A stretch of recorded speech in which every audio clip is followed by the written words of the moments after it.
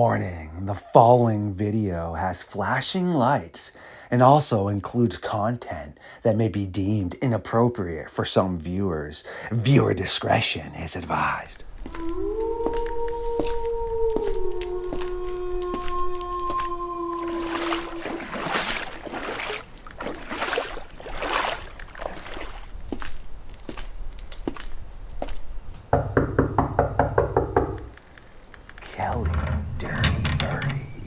Once again, you have found your way into the Fox Den for this episode of Midnight Lycanthropy here on StarFox Radio. This will be legendary as always.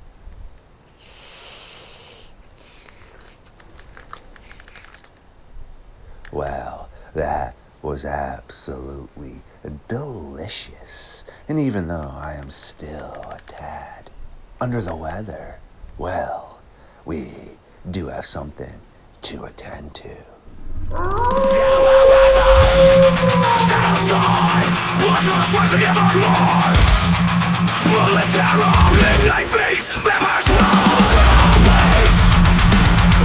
up. I said, oh my god, it's a werewolf. And everybody in the car freaked out.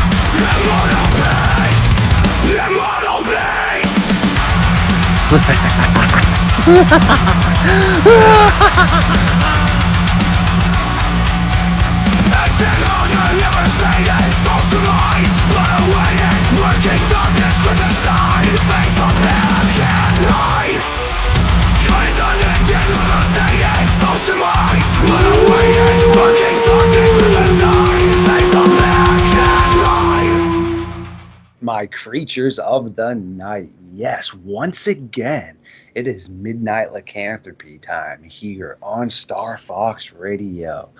Kelly, Dirty Birdy, has made his way through the dark, foggy, dangerous, and dense forest to sit down by the late night fire and burn the midnight timber as we try and figure out what is occurring globally with strange sightings and missing people. Kelly, my dude, how you been? Been doing good. Hanging in there and working, research, and getting ready for winter out here. How are you doing? It's excellent stuff right there. And well, I am doing really good. Super busy myself. The past 2 days, I've had 6 podcasts and just been editing in between that. And well, the Bruins are on a nice little 5-game win streak here. So my morale is definitely climbing. And Sugar Swayman had a huge save in OT as we won today. So this is beautiful stuff, which, well, should have a prelim to how my night's going to unfold. And that's about it, man. What have you been up to? Just chilling at home, trying to stay warm, try to not go outside as much as possible because it's going to start. I guess it's going to start snowing today, and that means temperatures are going to drop, and it's going to get miserable for the next 3 months. So. What is your cold in comparison up here, man? Because I'm up in New England, dude, and everyone's like, what, StarFox? You like to watch hockey and play hockey? You know, who wants to play a sport that you're cold all the time? It's like, dude, it's not like we sit in here all freaking day, man, around the ice and just freezing our butt cheeks off. But, I mean, we are in New England, but, like, right now it's 28 degrees outside. Oh, well, right now it says it's 46 degrees, so we're actually in a heat wave right now for December, but give it another couple weeks, up to a month, and oh man, the end of January is just miserable. And it gets negative, what is it, 20 below zero with no wind chill out here. Yeah. That's totally brutal, man. Well, if it makes you feel better, dude, that's how you stay young. Wait, what do you mean, StarFox? Being cold keeps you young? Yeah, look at, like, the Norwegian and Greenland shark that they just found. That lives up to be, like, 400 years old. What? Yes, because it lives in ultra-cold water, keeps its metabolism chilled out, doesn't really have to deal with stress and things. Boom, you live longer. It's kind of like when you see down in Florida, dude. Hey, man, I mean, don't get me wrong. I've seen some beautiful women down there, etc. But they're always laying out in the sun 24/7. And when you fast forward a little bit, you can definitely see the differences of people that have become leather down in areas like that, or people up in the Northeast that still seem to be not looking like leather. Yeah, well, sometimes we're forced to go outside here, but some days, you know, I go upstairs and we got this sliding glass door, and I'll peel back the curtain and look outside, and sometimes we got half a foot of snow up the door, and it's still coming down and it's blowing sideways, and I just go, nope, and I close the curtain and get a cup of coffee. That's hilarious. Well, also too on a cool note, I mean, I would like to think I could eventually, sooner than later, get my stuff jamming here, but I might be going out y'all's way in a few months and chilling with Colleen and helping her out on the farm and stuff, man. So I mean, that would be pretty cool. I might be able to actually link up and chill with you, dude. So I mean, I will know way more about that in a couple months, but yeah, for sure. Yeah, let me know because I'm just down the road. Yes, that's awesome. Colleen is one of my really good friends, and she is awesome. And yeah, we were just kind of talking about it, man. I mean, I just definitely need to figure out ways to, yeah, just keep on growing as an individual in life. And I've definitely outstayed where I want to be for sure. Not necessarily in Maine, but just the environment I'm around. So, I mean, I'll leave it at that. But it's definitely something that is interesting and awesome to potentially be looking forward to. And I will keep you posted on all that. But tonight, man, I sent you some pretty interesting stuff that, well, a lot of people don't realize that there is no limit on a pack of animals. What? Yes, there is no limit. It really all depends on A, the quantity of food that's available or the situations that they're being put into.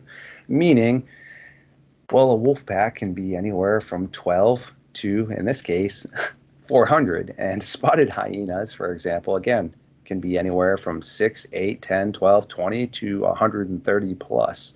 So it really doesn't have to have a limit on the pod or the group. I mean, same thing with orcas and such. You have different pods and things. It's all really based on what's presented. But we recently had, I believe they're still kind of dealing with this. Correct me if I'm wrong, but over in Russia, which is very gnarly terrain for sure. And I don't know if we're going to be able to get more information from this, like you had stated, because unfortunately it is in Russia, and just the fact that this much information has been provided is awesome. But when you come to other countries, it isn't the easiest to get consistent updates on cases and information being sent to you unless you have people over there that you are interacting with. So I do not know if this is something that they consistently are dealing with, but I mean, they had what was referred to as a super PAC. And I don't know, before we dive into that, I was just wondering basically your thoughts on some of the stuff I sent you, and then, you know, you can roll with it, man. Well, the stuff you sent me was super interesting. And I was like, what? I don't remember about hearing this. And then when I was looking it up, I'm like, oh yeah, I did remember about hearing about this. But it was just like a little blip, and it was like a one and done. And then, forgot about it. And then when I was looking this up, and I'm like, this keeps occurring over and over and over again. This isn't like a one-time thing in Russia. It keeps happening. So yeah, I was just, wow. I thought this was just like a one and done type of thing, but apparently in Russia, this is a thing that happens, is large packs of wolves get together in the wintertime and just devastate everything that's around in their area. It's not really bizarre, but it's really interesting that it gets so cold in Siberia that they group together and they go on massive hunts. I find that really interesting, that wolves just forego their little 6 to 8 personal packs, and they all get together, and they're like, you know what, this sucks. Let's team up and go find something to devastate.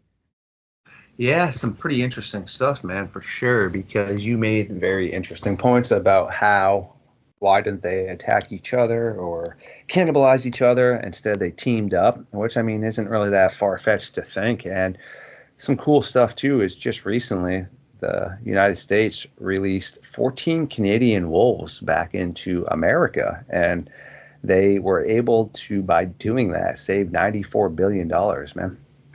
Oh, when did that happen? Oh. It is out there in articles, but also Wild Versus, who is a great YouTube thread, has a 14-minute video talking about that as well. Oh, yeah. Well, I remember when they did that wolf relocation program back in the 2000s, and they went out to, God, where was it? Canada, and got wolves and brought them back. And come to find out, it was the wrong species of wolves that live here. They were much bigger and stronger than the species we had here, and they just started laying waste to everything.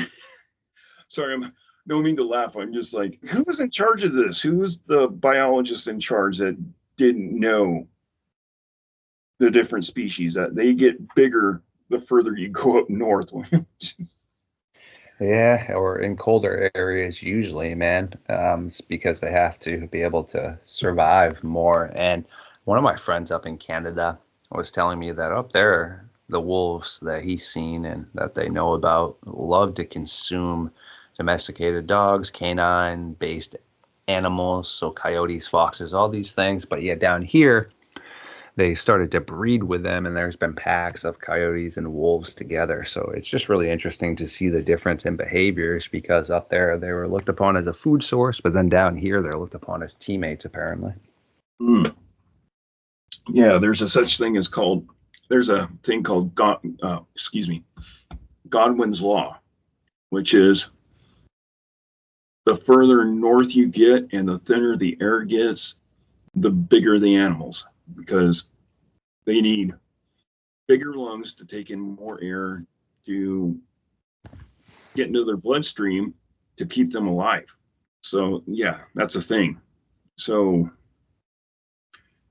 if you, like I said, with the Yellowstone project, I might be getting this wrong, but the species around here were timber wolves. The species they got out of Canada and brought down here, I think, were gray wolves, way bigger, more aggressive, and yeah, they, after a few years, the packs got so big that they were tearing through the area, getting livestock, just devastating the elk population, the deer population, stuff like that. And what people forget is that sometimes, well, most times, wolves will just hunt just to do it, and then they leave and just go on to the next one. But eventually they'll come back and eat that. But yeah, if you've got a pack of 10, 12 huge wolves just roaming through an area, they will just rip and tear. And then, yeah, God, I couldn't imagine living on a ranch and having, like sheeps or goats or something like that, or even dogs, cats, chickens, just on the property, and you're not there, and you come back and your whole ranch is just wasted because these things are bored. Yeah, some pretty gnarly stuff, man. Yeah, because they, I guess, had another point in time, like you had mentioned, sometime around 1995, that they had done that as well. Yeah, 95. Yeah. Yeah, I remember that. Yeah, now that you mention it, yep, I was in high school when they did that, and people were losing their minds, and I'm like, it's just wolves, and then come to find out, it was a bigger, more aggressive wolf, and I'm no scientist, but you take a bigger, badder creature and that isn't supposed to be there, and just turn it loose, and just turn it loose into an environment that they look around and like, oh yeah, we're gonna mess stuff up. Not a good idea. No, for sure. You're very valid on that point. And it's just always funny to me and humorous about how we humans think we're so smart, but we have to dictate everything. Yet, way before we ever existed, there were insects and animals that survived quite well, that had no person going around and being like, oh, there's too many wolves here. Nope, can't be here anymore. I got to put up some farmland and steal their stuff, and you can't be here anymore. Yet in actuality, like I said, I mean, those animals have been around way before we ever existed. And same thing, oh, too many prey animals, we got to herd them out. Again, pretty sure nature before we ever existed has all these things under control. So for every time that we do something super, as we think, smart, it's great. But then other times, if we would just leave things alone, then we wouldn't have like these problems. And isn't it so funny too that we as humans are animals, yet we think we own everything and that no other animal has a right to exist? It's always just been amusing to me. Yeah, yeah, I find it humorous that we as a species, well, yeah, a lot of people are just like, well, I'm smarter than an animal. I'm like, no, you are an animal. Yes. You you're just smarter. Some of They, us are. Some people are like, well, I'm this or that, and I have a doctorate, and I'm smarter than you. And I'm like, you can't even change a tire. that yes, I was just gonna say that, man, because put that person, right, because that's sure all great and awesome specs, but we're talking about something that humans stamped as intellectual. Put that person now out in the wild, okay, and have them have to build an area where they need to defend themselves, get food, and then outlast a predator. I hate to break it to any human being out there. How many times have there been fatalities on people by apex predators? Well, you know what that was? Bottom line, that predator being smarter than that person. Wait, what do you mean? Well, if that person was so smart, they would still be existing right now, which means they weren't because they put themselves into a situation that was not intellectual, where they were ambushed, or they couldn't defend themselves properly, etc. So in theory, who's really smarter? Depends. I mean, this wolf doesn't need to text on a phone. It needs to be able to be sneaky, set up traps, and get its prey. We think we need to get on computers and text on phones and such. There's a big reason we grouped up in family groups, man. We were very vulnerable and got our butt cheeks literally kicked by everything. And people don't really realize packs and families and things. Yeah, it's great to have companionship, but that was set up for survival, meaning the slower ones, dude, didn't make it, and the rest of y'all made it and kept on reproducing. Wait, what, Star Fox? Yes, it's in science right there. Look it up, man. That's why things are in large packs, dude. Yep. And the further that we moved along, the and technology, science, stuff like that, the further that we moved along and lived longer, we started moving into bigger towns and then cities and then metropolis like New York, stuff like that. And that's where we live. That's where you're safe, right? You're relatively safe in a city or a town. Now, if you take just a regular schmo that has never went hunting, fishing, camping, anything like that, and you gave him a hunting knife, and you went, you know what? And you Thanos snapped him into the middle of the woods, and you go, survive. They're not going to make it. It's just that simple. I mean, Yes. without training or anything like that. You get Thanos snapped in the woods with a knife. Well, I'd be fair. I'd give them a good knife. I'm like, this is going to keep you alive. Survive. And just snap them into the middle of the woods. They wouldn't make it. I don't think they would make it a week tops until something like an apex predator would come around, and they're like, oh yeah, well, I'm a human, I'm smart, I can take this. I'm like, no, you won't, because you literally got dropped in its living room. Mm-hmm. And that leads me into my next question about the whole Siberian super pack. Do you think that they maliciously teamed up like that, meaning they had the comprehension? Because, I mean, obviously they're smart. Domesticated dogs are smart, and wild dogs and canines are smarter than domesticated dogs. It's just reality. And they obviously, one of two things, teamed up because they were aware of dream work and teamwork, right? Yeah. Well, they also could have, like you said, attacked each other, which they didn't. Was it out of desperation, or was it because dream work makes the teamwork, man? Well, when I was looking into this, I found something interesting, that the wolf's brain is way bigger than the domesticated dog, which means it's smarter. They can smell traps, and they are the masters of their environment. So when I was looking into this, I checked the date of when this event happened, and I came across something interesting, that it was 120 below zero at the time of this event.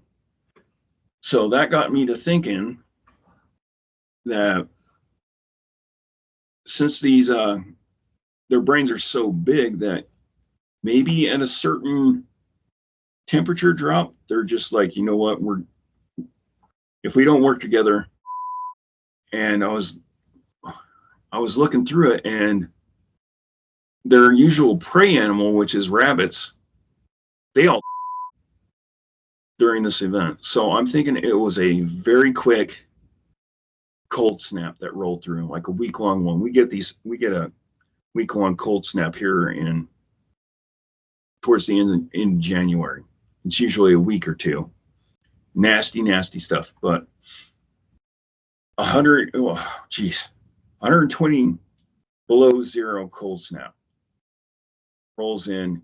It everything that is on the surface. I mean, anything living, so they're starving. I don't know, maybe it's a genetic thing, because I've come across a few stories of wolves in Russia in winter teaming up and doing their thing. So I'm thinking might be genetic, that at a certain time of year, the temperature drops just so much, something clicks in their brain, and they're like, you know what, we got to team up, or otherwise we. So that's what I'm thinking they were doing at this event. Yeah, that's some pretty interesting stuff for sure. And before I respond to that, just a few years back down in Massachusetts, we had a really bad cold streak where I can't remember how many sea turtles were basically almost frozen to being unalived, and they all washed up on the shore. And the University of New England, which is up here in Maine where I'm located, actually received a bunch of the turtles as well, and they were able to nurse them all back to health and let them go. But I mean, dude, the ocean never really freezes unless it's super cold. I mean, because it's salt water and it's always moving. And I mean, this is something that turtles in the ocean have been around for quite a long time. It's always interesting to see that something that was made to remotely be successful in these type of environments still can just get its butt cheeks destroyed real quick. And the thing with wolves, yeah, dude, of course, they're way smarter. Again, any wild animal is smarter than a domesticated animal, okay? Meaning you can take a wolf and with enough time and stuff, domesticate it to the point of where you can be friends with it and stuff. But if you were to take a domesticated dog and release it into the wild, the odds of that thing being successful as to then have offspring and have that next generation become feral, Yeah, it can occur, but the odds are pretty slim. I mean, that's something that would need to most likely be in a city, or it can just hide under buildings and things, or abandoned parks, you know. But like I said, if you just let a domesticated dog out into the wild, it's probably pretty toast. Do you know if it was just livestock that was being ransacked by these wolves, or if there were people as well that were being consumed? Um, from what I was reading, they did like 30 horses and livestock, and around, I think I saw 1,600 caribou, and then unfortunately, they unalived 6 school children coming out of class. So, yeah, That's straight up gnarly. yeah, That's what I try to tell people again, though, too, is when they're like, oh, those evil animals. No, that's not how it works. I mean, yes, sure, it's unfortunate those were children, but that's no different than the offspring of a caribou, etc. Again, we humans put the twist on those evil wolves. It's not how nature works, dude. Like, usually things that are newborn are food sources. It's the way it goes. I mean, anyone can look it up, watch National Geographics, read about it. I mean, coyotes literally sit there and wait for deer to have fawn to feed on them. Sure, they will obviously try to go off after the mother as well, but they prefer simpler cases like that. I saw a group of wolves in the Yellowstone National Park dealing with a grizzly bear. They didn't want to attack her. They didn't steal her food. They were just letting her know that, hey, we're coming for your cub later. And they laid right down and watched. And the people that were documenting this group of wolves and also this grizzly bear realized the next time they saw both of them, there was no cub anymore. And you know what happened? Just like those wolves told that grizzly bear they're going to do. We got your cub. Doesn't make them evil. We're talking about survival here, you know? And that's something where people, I feel like, need to pump the brakes. I don't know until there's further studies if some animal can be evil. Okay. Yes, we know people have the capabilities of that, but we're talking about the actual complete understanding of the differences as to what we're doing. Yes, a wolf understands when it's unaliving a deer, but it's for survival. We go to the grocery store. I don't know. It's just such a big lapse sometimes. yeah. Well, I hate to say it, but a lot of apex predators, if they can, they will become opportunistic feeders. Like you said, the grizzly bear in Yellowstone, she had a cub. They're telling her, hey, we're here. And as soon as you're not paying attention, we're taking that. And apex predators will do that, especially during calving season, like deer, moose, antelope, what have you, anything like that. You know, they'll sit and they'll wait, because usually some of the deer species that I mentioned, they'll find a meadow, and you know they'll have their calf, and then of course as soon as they have the calf, mom runs somewhere to eat something because she needs to produce milk, and that's when they get it, because it's brand new. And yeah, that's just nature. There's nothing you can do about it. No. And again, just to give another example, people do the same thing. They like young turkey. Well, that's a baby turkey. Okay. I mean, lamb chops and all these things. Okay. And again, people like smaller lobsters than the larger ones because they taste better. Those are young ones too. So even in the human being aspect of, oh, that's twisted. Well, isn't that twisted then right there? I mean, same difference, correct? Yeah. You know, I mean, what do we have? We have veal. Is that Yes. or calf Baby, or baby calf. Yes. I mean, yeah? baby cow calf. Yes. I mean, we have veal and lamb chops, and I don't know, for some reason we just take a baby animal and we put it somewhere where it can't move, And eventually we dispatch it, and for some reason people are like, oh, it's way better when it's young. What? No. I know, right, brother? I know, dude. And I honestly think the best kind of way to have done it is like the Native Americans did, man. You take what you need and you just value the animal, man. And if you are going to take something like that, they were using the fur, the bones. They literally used every part of the animal. And it's like Cody Lundeen says, one of my favorite survivalists, make sure you always leave Ma nature with more than you take. You know, it's just the way you have to go amongst things. I mean, if you're hungry, you take a couple fish, right? But modern day concept is no, we take 100,000 fish. Yeah, and that's why we made the fish and game department. Is that way back in the day, people would, well, settlers, I guess, would go to a river and they wouldn't catch just like 2 or 3 or 4 fish to feed their family. They would catch as many as they could and then take it back to town and sell it. Well, doing that devastates the ecosystem. So if one guy comes into town and he's got, a wagon full of fish and he sells it, he's making a profit. Somebody's going to ask him, where'd you get these fish? Stuff like that. I mean, usually people would be like, oh, I got it out of the river over here in this spot. So then they get a wagon and fishing gear and they do the same thing. And now you got 4 or 5 people just filling their wagons full of fish and bringing it in town and selling it. And that just will devastate an ecosystem for years. And that's why we have Fish and Game or Department of Wildlife to issue licenses and keep stuff in check, because it can take years for a species to come back after just getting completely wiped out. That was great stuff you were just saying right there, for sure. And it's just another example of being opportunistic, except we are doing it in a more selfish way. Whereas when you look at a pack of hyenas, people don't realize how successful they are. So let's just say you have a pack of 60 hyenas that are out for the hunt.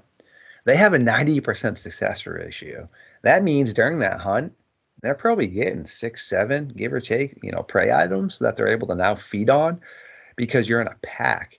And obviously it's going to be easier, which is why I thought potentially maybe that's what they were, doing in Russia, and just realizing, look, when there's 400, imagine seeing that, dude, 400 wolves just like running towards you. I mean, there's no way. Prey items can usually run pretty good and get away from things, but when you got 400 wolves, there's no way of getting away from anything. And you would need, I don't know even if they would be successful, but maybe 10 to 15 Navy SEALs that were fully decked out with ammo. I don't even know if they could take on 400 wolves. Yeah. When you sent me that and I was looking at it, and yeah, I commented something like, imagine you living in the middle of nowhere and you had to go check your mailbox, which is up the drive. And you go check your mailbox and you hear like a what is it? What did I say? A stampede, basically. Like a and you turn and you turn your head and you look down the road and there's 400 wolves there. You're not making it back to the house, because these things move at 40 miles an hour and it's a sea of wolves. You are not outrunning that.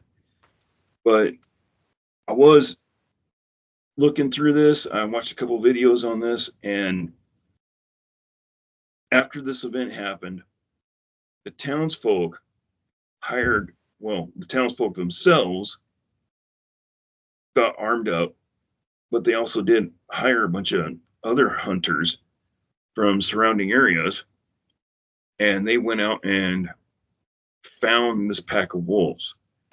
And from what I was watching, this one guy was saying that the only way that you can get rid of this huge pack of wolves is to take out their leader. That's what he said. You take him out, and they scatter. So, but one alpha male running a pack and you take it out, I don't know about that. I mean, it's almost, I don't know, man. It's really interesting. I mean, you take out a leader, and I don't know if wolves would do this, but they're just like, well, leaders, let's appoint another one and do it all over again.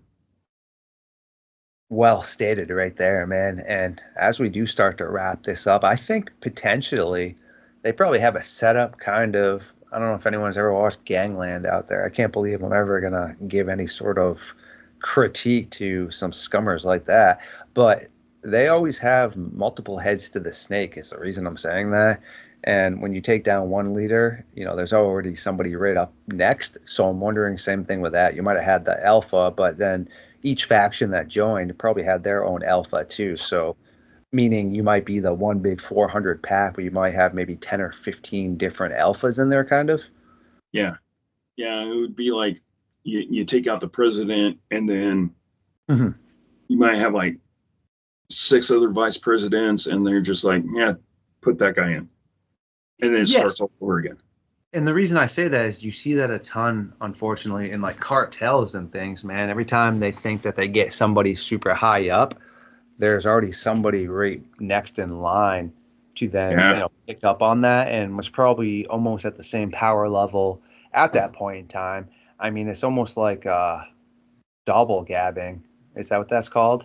Where you have a person that pretty much is doing the same things, more or less. Sometimes it can be used as like in the dirty stash situation to try to, let him escape to certain spots, but also meaning you show different people and stuff, and no one really knows fully who's directly in power, I guess. It also keeps it stronger. I mean, it's like in the military, dude. If you were above me, I'm not supposed to just come up and salute you, man, because if someone's got like a sniper on you, dude, now they know you're the high up. You don't do that. Yeah, it's I don't know. We're talking about cartel. My brain went to cartels, and I was just like, it's a shell game. So, but yeah, animals on the other hand, especially these wolves, I have no idea. I mean, they hired a bunch of hunters to hunt this giant pack. So if they're just taking out like alpha males one by one, eventually you get 5 or 6, and that pack will just be like, you know what, and gone until the next winter. Yeah, that's some pretty creepy stuff right there for sure, man. And before we let you get back to the busy schedule you do have at hand, do you have anything else you would like to touch base on with that, or anything else you would like to mention or ask? Yeah, I'm pretty good with wrapping up the show, but I would like to kind of shameless plug here. Check out my podcast with the rest of my friends at the Nightmare Road Show. We have Patreon. We do have a merch shop. I think it's Teespring/Decon. He does all our artwork for our show. And other than that, I'm good. It's great stuff, man. Well, to the audience, yes, we do need to close down the Midnight Society book for the evening because Kelly, aka Dirty Birdy, has many things he needs to work on as well. And yes, I will have the links up to all his stuff, and he also participates with Colleen on the Nightmare Roadshow, so you definitely will want to check out all of that. But no worries. I mean, if you do pay attention to our show, Kelly is on here bi-weekly, so you will not have to miss him for too long. And thanks again, man, for hanging out with us tonight. Yeah, it was fun. I like doing this.